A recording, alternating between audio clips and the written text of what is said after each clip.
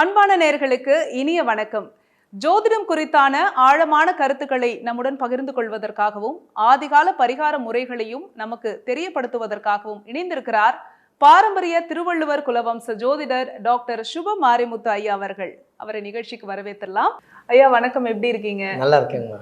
நல்லா இருக்கேன், ரொம்ப நல்லா இருக்கேன். நீங்க நல்லா இருக்கீங்க? நல்லா இருக்கேன், ரொம்ப சந்தோஷமா. சொல்லுங்கம்மா. சரி, நம்ம ஷோஸ்லாம் பார்க்கும்போது நீங்கள் பேசுகிறத கேட்க நேயர்கள்லாம் என்ன சொல்கிறாங்கன்னா, ரொம்ப உணர்வு பூர்வமாக இருக்குது. ஏன்னா உண்மையாகவே அந்த பிரச்சனையில் இருக்கிறவங்களுக்கு தண்ணி அறியாமல் வந்து கண்களில் நீர் வருது அப்படின்ற மாதிரி சொல்கிறாங்க. உண்மையாகவே அது ஒரு சமூக சிந்தனையோடு இருக்குது. அதுக்கு முதல்ல உங்களுக்கு வாழ்த்துக்கள். ரொம்ப சந்தோஷமா. நிச்சயமா. பாலூட்டி வளர்க்கக்கூடிய குழந்தைகளுக்கு வந்து முதல்ல சோறு ஊட்டுறதுக்காக கேரளாவில் இருக்கக்கூடிய குருவாயூரப்பன் கோவிலுக்கு தான் போறாங்க. எத்தனையோ கோவில்கள் இருக்கு, ஆனா அந்த குருவாயூரப்பன் கோவில் சன்னிதானத்துல வச்சு அந்த குழந்தைக்கு அன்னப்பிராசனம் செய்யறாங்க, முதல்ல சோறு ஊட்டுறாங்க அப்படின்னா அதுல இருக்கக்கூடிய தாத்பரியம் என்ன சார்? ரொம்ப சந்தோஷம். இது வந்து பிறக்கக்கூடிய குழந்தைகளுக்கு சரியான கேள்விங்க. ஏன்னு கேட்டிங்கன்னா, குருவாயூரப்பன் கோவில் அப்படிங்கிறது கேரளாவில் இருக்குது. ஆமாம், கேரளாவில் இருக்குதுங்க. அவர் வந்து கண்ணன், அவர் குருவாயூர் தண்ணீர் அவள் தவழ்கின்றவர்னு சொல்லுவாங்க. ஆமாம். அப்போது இந்த கிருஷ்ணர் அந்த குழந்தைக்கு வந்து சோறு ஊட்டுறதுக்கு அந்த கோவில் போய் பார்த்தீங்கன்னா தெப்பக்குளம் ரொம்ப பிரமாதமாக இருக்குங்க. சரி. இந்த குருவாயூர் கோவிலில் மெயின் இந்த குழந்தைக்கு வந்து சாப்பாடு ஊட்டுறதுல ஒரு பெரிய முன்னோர்கள் வந்து அந்த காலத்தில் ரகசியத்தை ஒழிச்சு வச்சுருக்காங்க. ஒவ்வொரு கோயிலையும் பாருங்கள், முன்னோர்கள் வந்து ஏதாவது ஒரு சீக்கிரட்டை ஒழிச்சு வச்சு தான் அந்த கோவிலை பண்ணியிருப்பாங்க. ஒரு குழந்தைக்கு இங்கோட ஒரு கோவில் பிறக்குதுன்னா பாருங்க, இப்போதான் நம்ம ஒரு கோயில் சொன்னோம்.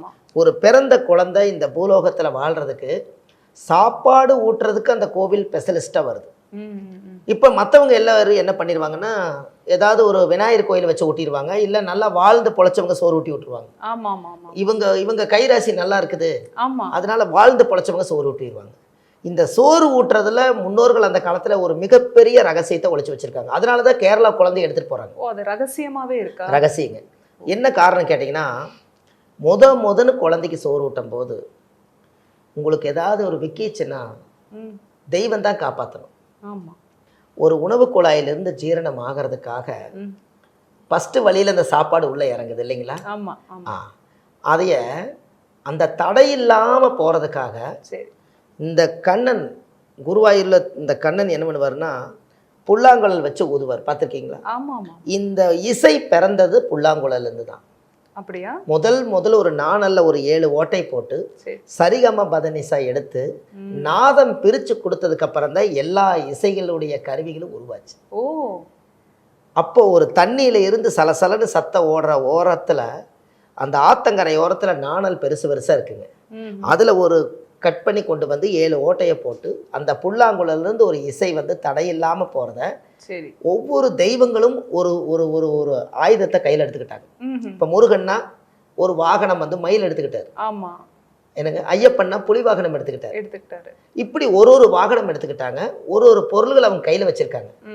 இந்த கண்ணன் எதற்காக வச்சுக்கிறாருன்னா, புல்லாங்குழல் எந்த இசையா இருந்தாலும் தடையில்லாமல் இசை பிரித்து இந்த உலகத்துக்கு பிரபஞ்சத்துக்கு போகிறதுக்காக அந்த புல்லாங்குழல் வச்சுக்கிறதுனால தான் அந்த குழந்தைக்கு வந்து உணவு குழாயிலிருந்து ஜீரணமாகறதுக்கு தடையில்லாமல் இருக்கிறதுக்காகத்தான் குருவாயூரப்பன் கோயிலில் போய் சோறு ஊட்டுறாங்க. எப்படின்னா, சாப்பாடு உணவு ஊட்டணுன்னே அங்கே மட்டும்தான் தடையில்லாமல் இசை பிரிச்சுது. அங்கே தான் உணவு குழாயிலிருந்து சாப்பாடு போகிறதுக்கு அந்த புல்லாங்குழல் தான் வந்தது. அதனால தான் குழந்தையை கொண்டுட்டு போய் ஜீரண கோளாறு வரக்கூடாது அப்படிங்கிறது தான் அந்த கோவிலோட முழுமையான ரகசியம். அதனால தான் அந்த கோவில் இப்போ நீங்கள் அப்பெல்லாம் பார்த்தீங்கன்னா கேரளா சுற்றி கோவில் அதிகமாக இருக்காது, நம்ம ஊர் மாதிரி அதிகமாக இருக்காது. ஆனால் அவங்க உடனே ஒரு எந்திரிச்சாங்க கூட குருவாயூரப்பா அப்படிம்பாங்க. ஸோ என்ன எனக்கு சோதனை குருவாயூரப்பா, எதுக்கு எடுத்தாலும் குருவாயூரப்பா. ஆமாம், குரு வாயு ஊர் தான் அது, அதனால குருவாயு ஊர், அதனால காலப்போக்கில் குருவாயூர். அப்போ குருன்னா குழந்தை, அதுக்கு வாயில சோறு ஊட்டுறதுக்காக அந்த ஊர், அதனால குருவாயூர். அப்படியா? ஆமாம். அது நீங்கள் பிரித்து பார்த்தா எப்படி இருக்குதுங்க, குருன்னா குழந்தை, சரி, அந்த வாயில சோறு ஊட்டுறதுக்காக குருவாயூன்னு தானே பேரு. ஆமாம். அந்த ஊரில் நடக்கிறனால குருவாயூர். அந்த ஊருக்கு அந்த குழந்தை ஃபேமஸ்ன்னா அப்போ அந்த ஊரில் குருவோட ஆதிக்கம் அதிகமாக இருக்குது. அதனால தான் பெரிய பெரிய சாஸ்திரிகள் எல்லாம் பெரிய பெரிய மாடாதிபதிகள் எல்லாம் பெரிய பெரிய மகான்கள் எல்லாம் பரிசுத்தமாக இருந்து பூஜை பண்ணி கொடுப்பாங்க. அதனால குழந்தை கொண்டு போய் பிறந்த குழந்தைய 6 மாசத்துல சோறு ஊட்டுறாங்கன்னா அந்த குழந்தையை கொண்டு போய் குருவாயூர் கோவிலில் கொண்டு போய் அங்கே கொஞ்சம் முன்னாடி வச்சு அந்த சாமியோட சாப்பாடை கொண்டு போய் அந்த கண்ணபிரான்கிட்ட கொடுத்து நைவேத்தியம் பண்ணி முதன்னு அங்கிருந்து சாமி அவர் சாப்பிட்ட பிரசாதத்தை எடுத்து அந்த குழந்தைக்கு ஊட்டி விட்டு அந்த குழந்தை முழுங்கிருச்சுன்னா இந்த உலகத்தில் இருக்கக்கூடிய அத்தனை டேஸ்டான சாப்பாடையும் உணவை அருந்தருக்கு அது தயார் நிலையில் ஆயிருச்சு என்று பொருள்.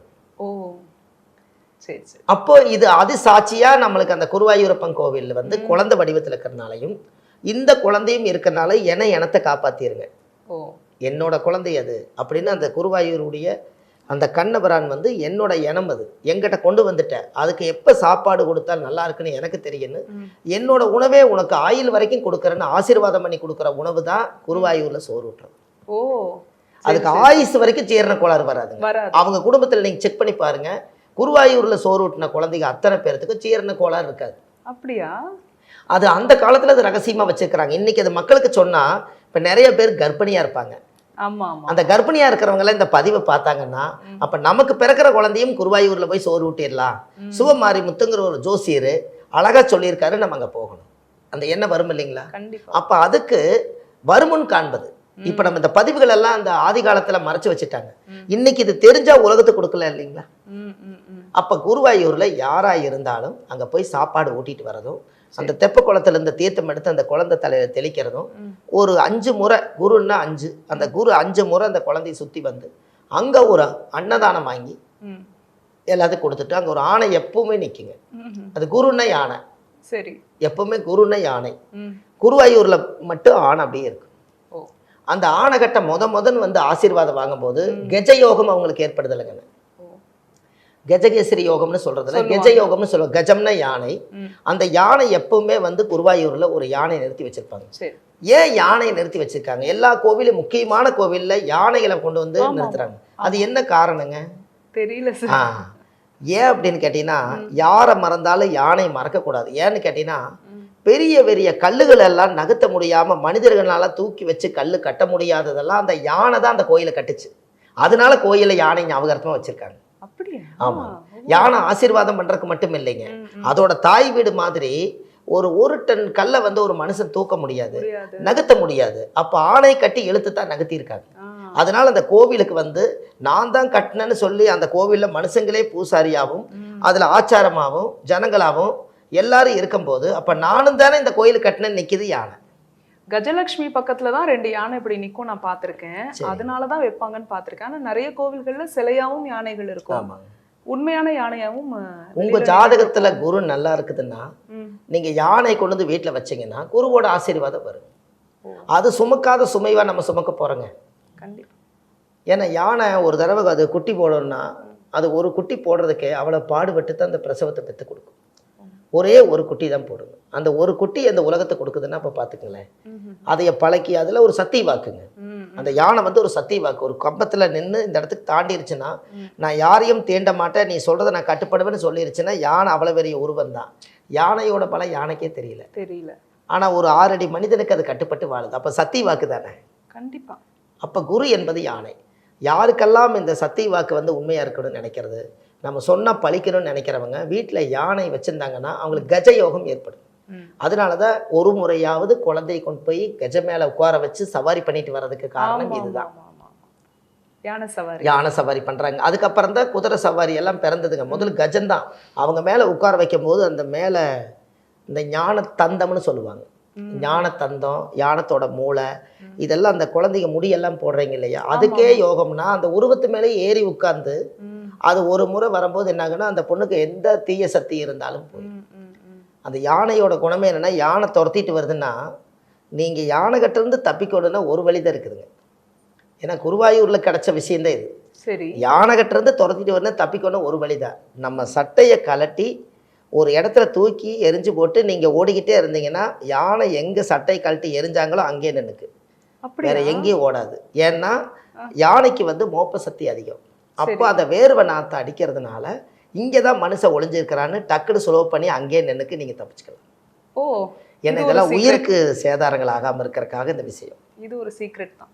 ஆமாம், தப்பிச்சுக்கலாம். எத்தனையோ உயிர்கள் தப்பிக்கலாம் என்பது. ஏன்னா அது மோப்ப சக்தி அதிகம். அதை பிடிச்சித்தான் வழி பிடிச்சி கண்டுபிடிச்சி ஓடுது. டக்குன்னு சட்டை கழட்டி டகான்னு போட்டு போயிட்டோம்னா அந்த வேர்வை வாசத்துக்கு எங்கேயோ இங்கே தான் ஆள் ஒளிஞ்சிருக்குதுன்ற நம்ம ஓடியில் 1/2 கிலோமீட்டர். அப்போ தப்பிச்சுக்கலாம், எதுவும் இந்த பூமியில் வாழலாம். இப்படியெல்லாம் குருவாயூரில் வந்து அந்த யானை வந்து உலகத்துக்கு ரொம்ப பெருசு. அப்போ வந்து குதிரை யானை இதுகளுக்கெல்லாம் ஆதிகால பரிகாரம் இருக்குதுங்க.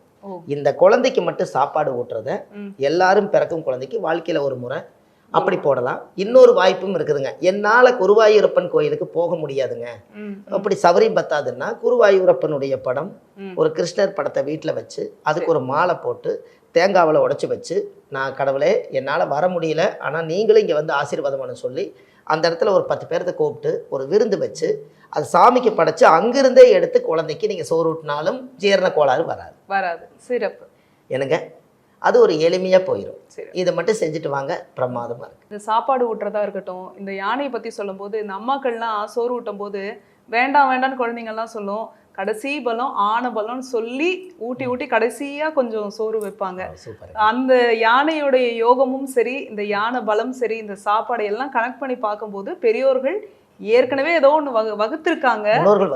அதுக்கு வந்து ஏதோ ஒரு விஷயம் இருக்கு அப்படிங்கிறது தெரிஞ்சது. ரொம்ப சுவாரஸ்யமா. ஆமாங்க, அது குழந்தைக்கு சொல்றது என்ன சொல்ல, ஆன வருது ஆனைப்பார் ஆன வருதுன்னு சொல்லுவாங்க. ஆமாங்க, அதெல்லாம் சொல்லித்தானே பொம்மையில அது பார்க்க அழகா இருக்குன்னு, அவங்க பார்க்க விளையாடுற மாதிரி இருக்குன்றதுக்காக சொல்றாங்கன்னு நினைச்சோம். ஆனா உண்மையாவே அந்த பலம் வந்து குழந்தைங்களுக்கு கிடைக்கும். இந்த குழந்தைங்க அப்படின்னா எல்லாருமே கியூட்டா அழகா இருப்பாங்க.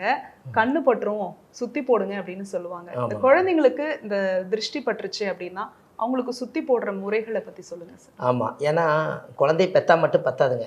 அந்த குழந்தை கண்ணும் கருத்துமா வளர்த்தி வாழும் பண்ணி அதை எந்த விதமான தோஷம் இல்லாமல் அந்த குழந்தைய நல்லா அது சாப்பாடு எடுத்து சாப்பிட்ற அளவுக்காவது அது திருஷ்டி இல்லாமல் இருக்கணும் இல்லைங்களா? இப்போ குழந்தை நிறைய சாப்பிடுது அப்படின்னு மற்ற எதுக்கால வீட்டுக்காரர் சொல்லுவாங்க, இந்த குழந்தை நிறைய சாப்பிடுது அப்படின்னா திருஷ்டி பட்டுட்டு அதுலேருந்து அந்த குழந்தை சாப்பிடாது.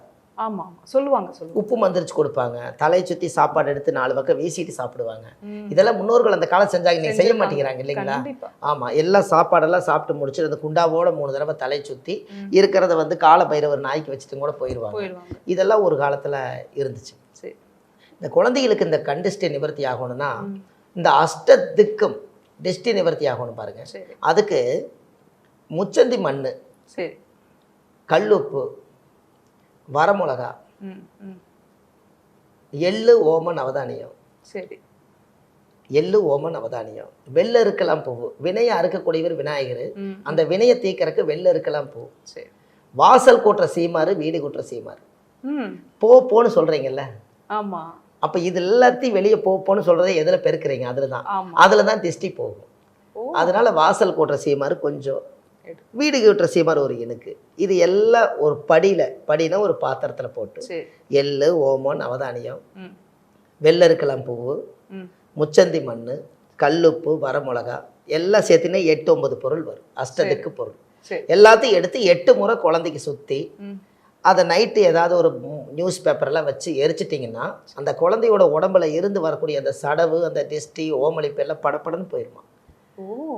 அப்போ அந்த காலத்திலேயே இதெல்லாம் வந்து அஷ்டத்துக்குலையும் திஷ்டி வரும்னு சொல்லித்தான் 8 பொருள் அந்த காலத்தில் எடுத்திருக்காங்க.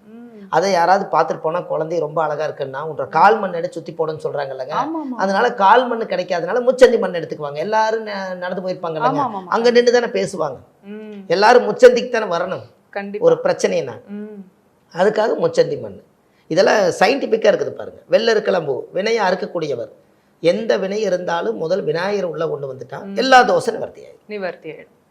அதுக்கு வெள்ளை இருக்கலாம் பூ. இந்த எள்ளு ஓம நவதானியம் இதெல்லாம் தெரிச்சு போறது. நீங்க கடுகு போட்டால் எப்படி எண்ணெயில் தெரிக்குது, அது மாதிரி இந்த எள்ளு போட்டீங்கன்னா சட சட சட சடன்னு ஒரு சவுண்டு கேட்கும். இந்த ஓமம் அதை விட சட சட சடன்னு கேட்கும். இந்த நவதானியம் எதுக்குங்க? அது தெரியல. 9 கிரகங்க அது.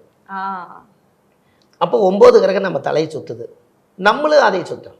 அதனால 9 நவதானியம். இப்போ எள்ளு ஓமம் நவதானியம், வெள்ளை இருக்கலாம் பூ, கல்லுப்பு, வரமிளகா, முச்சந்தி மண்ணு எல்லாம் அஷ்டத்துக்கு பாலவர்கள் எல்லாம் எடுத்து தலையை சுற்றி எல்லா தோஷம் இன்றோடு நிவர்த்தி ஆகட்டுன்னு அந்த குழந்தைக்கு சுற்றி சுற்றி வியாழக்கிழமை ஞாயிற்றுக்கிழமை இதை சுற்றி சுற்றி போடலாம். கால நேரமெல்லாம் ஒன்றும் இல்லைங்க, இரவு நேரத்துலையோ காலை நேரத்துலையோ யாரும் பார்க்காத நேரம் இதெல்லாம் செஞ்சு இது எல்லாம் போட்டுட்டு அந்த குழந்தைக்கு வந்து சீரக தண்ணியில் குளிக்க வச்சிங்கன்னா அந்த குழந்தை சீரகமாக இருக்குமா. அப்படியா? ஆமாம். சீரகம்ங்கிறது என்னங்க? சீர் அகம். இந்த அகத்தை சீராக்கிறத சீரகம். சீரகம். அதனால மாசத்துல ஒரு முறை சீரகத்தை நைட்டு ஊற வச்சு எல்லாம் குளிச்சதுக்கு அப்புறம் அந்த சீரக தண்ணியில ஊத்திட்டா அந்த சீரக தீர்த்தத்துல ஊத்தும் போது அந்த குழந்தை 1 மாசத்துக்கு அந்த சீரகம் இந்த அகம் வந்து சீராயிருமா. ஓ. எந்த தோஷம் வரதெல்லாம் முன்னோர்கள் அந்த காலத்துல சொல்லிக்கிறாங்க. ஆனா இப்ப யாருக்குமே அதெல்லாம் தெரியாது. ஆமாங்க. இந்த பதிவு ரொம்ப சந்தோஷம் தாங்க. ஏன்னா கற்பூரம் வச்சு சுத்தி போடுவாங்க, இல்லைன்னா எலுமிச்சம்பழம், அவ்வளவுதான் தெரியும். மிஞ்சி போனா அந்த பூசணிக்காய், தேங்காய், அவ்வளவுதான். அது நம்ம கடைக்கெல்லாம் செய்வோம். பொதுவா குழந்தைங்களுக்கு வந்து இந்த கற்பூரம் வச்சுதான் சுத்துவாங்க. ஆமாங்க. அதனால இது எல்லாமே செஞ்சுட்டு வாங்கம்மா, நல்லதே நடக்கும். ஸோ குழந்தைகளுக்கான ஒரு ஸ்பெஷல் எபிசோடா அது இருந்தது. ரொம்பவே யூஸ்ஃபுல்லா இருந்தது. ரொம்ப நன்றிம்மா. வணக்கங்கம்மா.